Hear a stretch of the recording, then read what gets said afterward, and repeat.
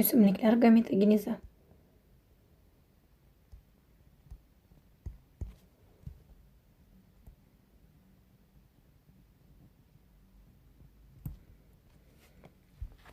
Xo'sh, demak gametogenez nima degani?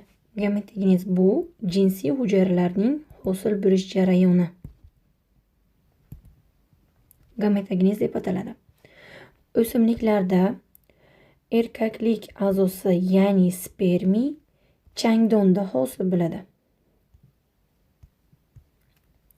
Demak, changdonda hosil bo'ladi. Gametogenez jarayonida mana shu changdonda dast avval birlamchi hujayra, birlamchi jinsiy hujayra mikrosporatsit hosil bo'ladi.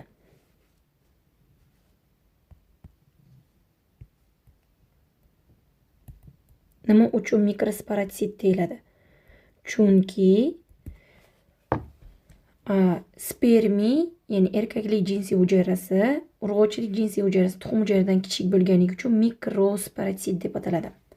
Va bu birlamchi jinsiy hujayra 2N4S irsiy holatga ega bo'ladi. Shu mikrosporatsit dast avval meyoz bo'linadi. Biz bilamizki, meyoz ikkita bosqichdan iborat bo'ladi. Meyoz 1, ya'ni reduksion bo'linish va meyoz 2 ekvatsion bo'linish. Meyoz 1 da ikkita hujayra hosil bo'ladi. Biz bilamizki, meyoz kamayish, ya'ni 2 irsiy holat kamayadi. 2 kamaysa, N2S'li ikkita hujayra hosil bo'ladi. Keyin mana shu ikkita hujayra yana meyoz 2 bo'linganda 4 ta gaploid to'plamli hujayra hosil bo'ladi. Va bularning irsiy holati NS irsiy holatda bo'ladi.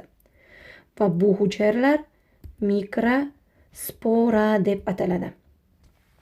Demak, bu meyoz 2 natijasida hosil bo'lgan hujayralar. 4 ta gaploid to'plamli hujayra hosil bo'ladi va buning oti mikrospora deb ataladi. Keyin mana shu 4 ta gaploid to'plamli hujayraning har biri mitoz bo'linib, bitta yirik va bitta mayda hujayrani hosil qiladi. Demak, mitoz bo'linadi. Biz bilamizki, mitoz natijasida hosil bo'lgan hujayralar aynan ona hujayraning nusxachisi bo'lishi kerak. Demak, hosil bo'lgan hujayralar NS to'plamiga ega bo'ladi. Yirigi vegetativ hujayra, maydasi esa generativ hujayra deb ataladi. Yirik